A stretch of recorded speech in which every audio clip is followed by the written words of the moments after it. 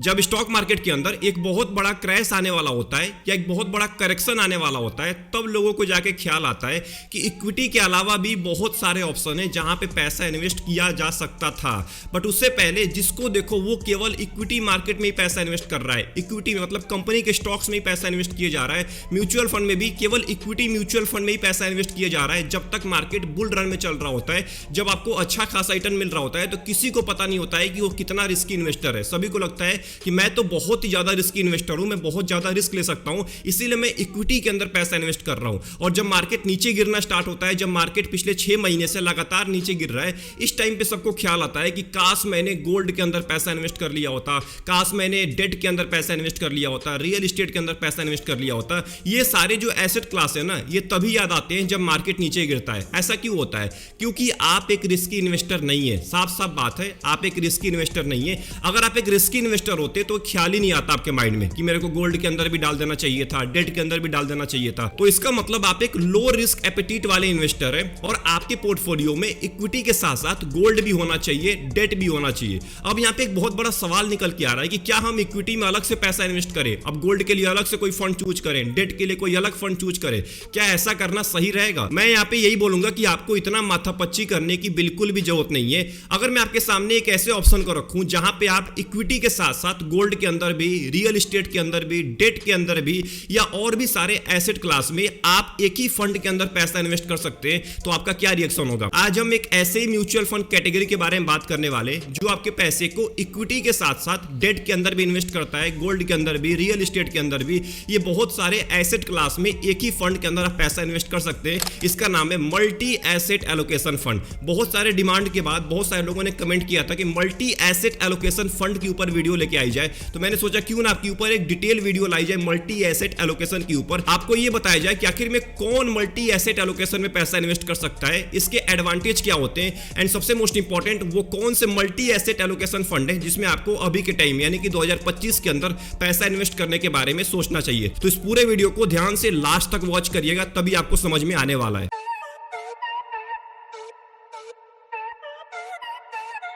अब देखिए, mutual fund के अंदर दो टाइप के इन्वेस्टर्स पाए जाते हैं, एक एग्रेसिव इन्वेस्टर और एक कंजर्वेटिव इन्वेस्टर। ये आप सभी लोगों को पता है। एग्रेसिव इन्वेस्टर उसको बोलते हैं जो ज्यादा रिस्क ले पाता है, जो ज्यादा इक्विटी मार्केट में पैसा इन्वेस्ट करता है, जिसका गोल लंबे टाइम का होता है। अगर उसका लॉस भी हो जाए ना, अगर मार्केट क्रैश में 20% 30% का लॉस भी हो जाए तो उसको कोई फर्क नहीं पड़ता है। उसको पता होता है कि फिर से मार्केट ऊपर जाएगा, वो और पैसा इन्वेस्ट करता है जब मार्केट नीचे गिरता है। इसी को हम बोलते हैं सिंपल भाषा में एग्रेसिव इन्वेस्टर। बट अगर बात करें कंजर्वेटिव इन्वेस्टर की, तो ये दो टाइप के होते हैं। कंजर्वेटिव इन्वेस्टर एक होता है जो कि बिल्कुल ही रिस्क फ्री होता है, मतलब जिसको इक्विटी मार्केट से कोई लेना देना नहीं होता है। वो एफडी के अंदर पैसा इन्वेस्ट करता है, गोल्ड के अंदर पैसा इन्वेस्ट करता है। ये हो गया एक कंजर्वेटिव इन्वेस्टर। बट एक और इन्वेस्टर होता है कंजर्वेटिव इन्वेस्टर में, जिसका नाम होता है कंजर्वेटिव इक्विटी इन्वेस्टर। अब ये वो टाइप के इन्वेस्टर होते हैं जो इक्विटी में भी इन्वेस्ट करना चाहते हैं। ये बोलते हैं ना कि मैं इक्विटी में भी पैसा इन्वेस्ट करूंगा बट मेरे को रिस्क बहुत कम चाहिए। इक्विटी में भी पैसा इन्वेस्ट करना है बट रिस्क कम चाहिए। इन्हीं के लिए बना हुआ है मल्टी एसेट एलोकेशन फंड। इनको इक्विटी मार्केट में इन्वेस्ट करना होता है बट रिस्क कम चाहिए होता है,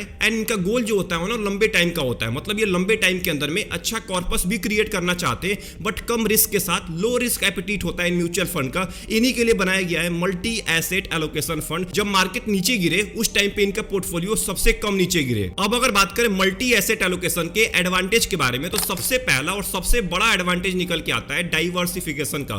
क्योंकि यहां पे आपके पैसे को इक्विटी मार्केट में भी, डेट में भी, गोल्ड में भी, रियल एस्टेट में भी और भी बहुत सारे एसेट क्लास में आपके पैसे को डाला जाता है, तो यहां पे आपको डाइवर्सिफिकेशन मिल जाता है। मतलब यहां पे क्या होता है ना कि मान के चलते हैं इक्विटी मार्केट नीचे गिर रहा है तो आपको गोल्ड से अच्छा रिटर्न मिलता रहेगा, क्योंकि जब जब इक्विटी मार्केट नीचे गिरता है, स्टॉक मार्केट नीचे गिरता है, तो गोल्ड ऑल टाइम हाई पे होता है, जो कि आपको देखने को मिल रहा है अभी के टाइम में। जब मार्केट नीचे गिरा हुआ है, इस टाइम पे गोल्ड अच्छे खासे लेवल पे ग्रो कर रहा है। तो जो मल्टी एसेट एलोकेशन में पैसा इन्वेस्ट किया होगा अभी के टाइम में, उसका पोर्टफोलियो सबसे कम नीचे गिरा होगा, क्योंकि अगर इक्विटी से उसको रिटर्न नहीं मिल रहा है तो गोल्ड से उसको रिटर्न मिल रहा होगा, डेट से उसको रिटर्न मिल रहा होगा, रियल एस्टेट से उसको रिटर्न मिल रहा होगा। अगर वहां से रिटर्न नहीं मिलेगा तो इक्विटी मार्केट से रिटर्न मिल रहा होगा। तो ऐसे उसका पोर्टफोलियो ना पूरी तरह से डाइवर्सिफाइड रहता है, तो लॉन्ग टर्म के अंदर में उसको ज्यादा लॉस का सामना करने को नहीं मिलता है।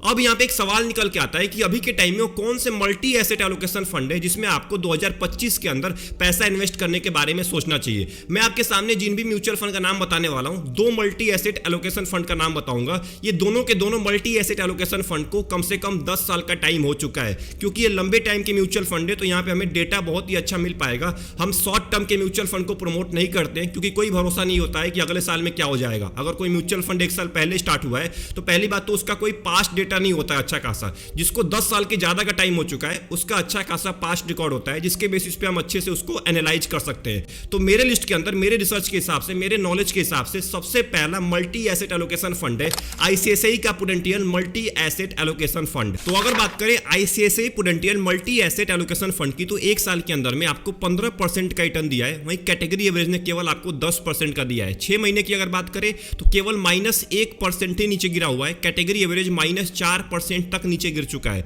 अगर 3 महीने की बात करूं तो 3% का रिटर्न दिया है, कैटेगरी एवरेज ने माइनस में रिटर्न दिया है। एंड पिछले 1 महीने की बात करूं तो लगभग 3% का रिटर्न है आईसीआईसीआई प्रूडेंशियल मल्टी एसेट का, वहीं कैटेगरी एवरेज का केवल 2% का है। अगर हम 5 साल की बात करें, लंबे टाइम की बात करें, तो यहां पे 29% का रिटर्न दिया है, वहीं कैटेगरी एवरेज ने केवल आपको 23% का ही रिटर्न दिया है। तो 5 साल के अंदर में अपने कैटेगरी एवरेज और बेंचमार्क को आसानी से बीट कर दिया है। अगर बात करें ICICI prudential multi asset allocation fund के लमसम रिटर्न के बारे में, तो 2013 के अंदर अगर आप पैसा इन्वेस्ट किए होते केवल 10,000 रुपए, तो आज इसकी वैल्यू 67,000 रुपए से भी ज्यादा हो जाती। लगभग आपको 17% का एनुअल रिटर्न मिला है। सोचिए 12 साल के अंदर में आपको 17% का रिटर्न दिया है, वहीं कैटेगरी एवरेज ने केवल 9% का दिया है। तो बुरी तरह से कैटेगरी एवरेज को बीट किया है। 10 साल के अंदर में लगभग 15% का रिटर्न दिया है और अपने कैटेगरी के अंदर में 2 नंबर पर रैंक कर रहा है। 5 साल के अंदर में भी 2 नंबर पर रैंक कर रहा है, 3 साल के अंदर में 1 नंबर पर रैंक कर रहा है, एंड पिछले 3 महीने के अंदर में 2 नंबर पर रैंक कर रहा है अभी के टाइम में पूरे के पूरे अपने कैटेगरी के अंदर में। वहीं पे अगर इसके एसआईपी रिटर्न के बारे में बात करें, तो अगर आप 1000 रुपए के एसआईपी स्टार्ट किए होते 2015 के अंदर में, तो इसकी वैल्यू 3 लाख रुपए से भी ज्यादा हो जाती है। आज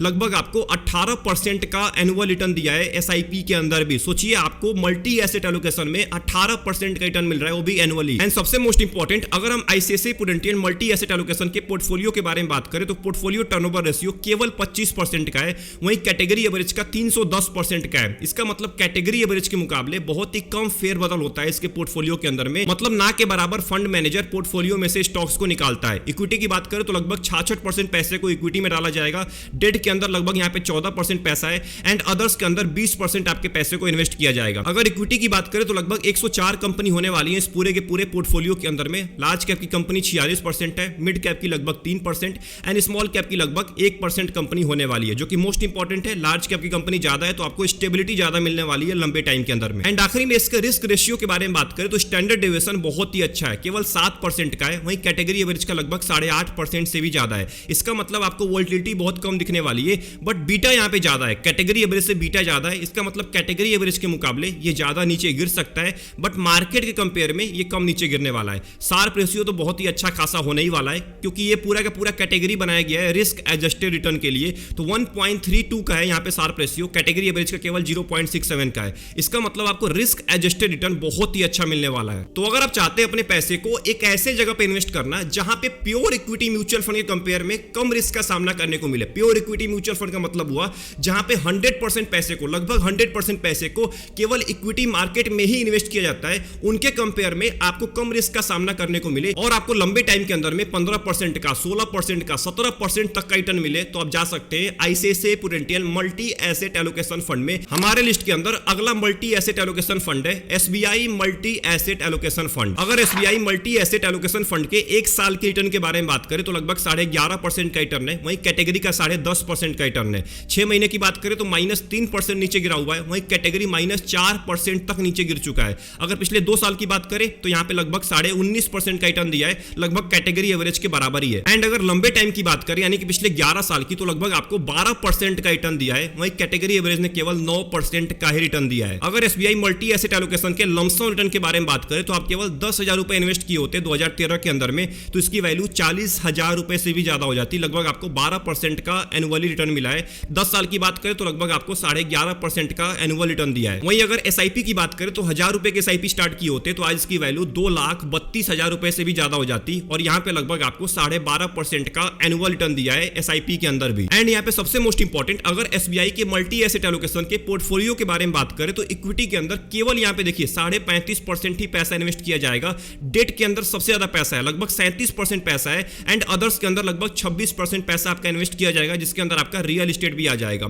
तो इक्विटी में केवल 35% है, इसीलिए आपको केवल 12% का 13% का रिटर्न दिख रहा है लंबे टाइम के अंदर में, क्योंकि ये ज्यादा पैसा इक्विटी मार्केट में नहीं इन्वेस्ट करता है। नंबर ऑफ स्टॉक्स की बात करें 51 स्टॉक्स हैं। लार्ज कैप की कंपनी ज्यादा है, लगभग 17% है, मिड कैप की 5% एंड स्मॉल कैप की भी लगभग 5%। एंड आखिरी में अगर बात करें इसके रिस्क रेशियो के बारे में, तो स्टैंडर्ड डेविएशन केवल 7 का है, वहीं कैटेगरी एवरेज का 8.5 से भी ज्यादा है। इसका मतलब ऑब्वियस है आपको कम वोलेटिलिटी दिखने वाली है। बीटा यहाँ पे कैटेगरी एवरेज के लगभग बराबर है और 1 से बहुत ज्यादा कम है। इसका मतलब आपको गिरावट मार्केट के कंपेयर में कम दिखने वाला है, कैटेगरी एवरेज के लगभग बराबर ही नीचे गिरेगा। शार्प रेशियो की बात करें 0.96 का है, कैटेगरी एवरेज के मुकाबले बहुत ज्यादा है। इसका मतलब आपको रिस्क एडजस्टेड रिटर्न बहुत ही अच्छा मिलने वाला है। तो अगर आपने इस पूरे वीडियो को यहां तक वॉच कर लिया है, तो मैं आपके सामने एक सिंपल कंक्लूजन रखने वाला हूं इस पूरे वीडियो का। देखिए, शुरू में हमने बात किया था मल्टी एसेट एलोकेशन के बारे में। यहां पे आपके पैसे को इक्विटी के साथ साथ डेट के अंदर भी, गोल्ड के अंदर भी, रियल एस्टेट के अंदर भी इन्वेस्ट किया जाता है, जो कि आपको बहुत ही अच्छा खासा यहां पे डाइवर्सिफिकेशन मिल जाता है। मैंने एडवांटेज के बारे में बात किया था, किसको पैसा इन्वेस्ट करना चाहिए मल्टी एसेट के अंदर, इसके बारे में हमने बात कर लिया था। उसके बाद हमने बात किया 2 multi asset allocation mutual fund के बारे में। एक का नाम है ICICI multi asset allocation fund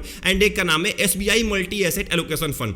ICICI की बात करें तो ये लंबे टाइम के अंदर में आपको ज्यादा रिटर्न दे सकता है, क्योंकि ये थोड़ा सा रिस्क ज्यादा लेता है, ये इक्विटी मार्केट में ज्यादा पैसा इन्वेस्ट करता है। बट वहीं बात करें एसबीआई मल्टी एसेट की, तो इक्विटी मार्केट में ये बहुत ही कम पैसा इन्वेस्ट करता है, केवल लगभग 30-35% ही पैसा इन्वेस्ट करता है। डेट के अंदर अभी के टाइम में ज्यादा पैसा इन्वेस्ट कर रहा है और भी अदर एसेट क्लास में ज्यादा पैसा इन्वेस्ट कर रहा है, इसीलिए आपको लंबे टाइम के अंदर में रिटर्न ज्यादा नहीं दिख रहा है। तो अगर आप लंबे टाइम के अंदर में बिल्कुल ही रिस्क नहीं लेना चाहते हैं, आप नहीं चाहते हैं कि मेरा पोर्टफोलियो बहुत ही ज्यादा नीचे गिर जाए, मेरे को ज्यादा वोलेटिलिटी का सामना करने को ना मिले, तो आप जा सकते हैं एसबीआई मल्टी एसेट एलोकेशन में। बट अगर आप एक ऐसे टाइप के इन्वेस्टर हैं जो थोड़ा कम रिस्क लेके लंबे टाइम के अंदर में 16 से लेके 17% का रिटर्न बनाना चाहते हैं, तो आप जा सकते हैं ICICI prudential multi asset allocation fund में। ये दोनों ही म्यूचुअल फंड अलग अलग नेचर्स के हैं, तो अपने रिस्क के हिसाब से, अपने गोल के हिसाब से म्यूचुअल फंड चूज करिएगा। मेरी बात मान के या किसी और की बात मान के आपको आंख बंद करके किसी भी म्यूचुअल फंड के अंदर पैसा नहीं इन्वेस्ट करना है, वो भले ही कितना भी कम रिस्क वाला म्यूचुअल फंड हो। आई होप आपको ये पूरी वीडियो पसंद आई होगी। इस पूरे वीडियो के अंदर आपको कुछ ना कुछ सीखने को मिला होगा। आप कौन से multi asset allocation mutual fund में पैसा इन्वेस्ट करते हैं, कमेंट बॉक्स के अंदर टाइप करना मत भूलिएगा। मिलते हैं एक और इंपॉर्टेंट वीडियो में, तब तक के लिए अपना ध्यान रखिए। Best of luck, take care.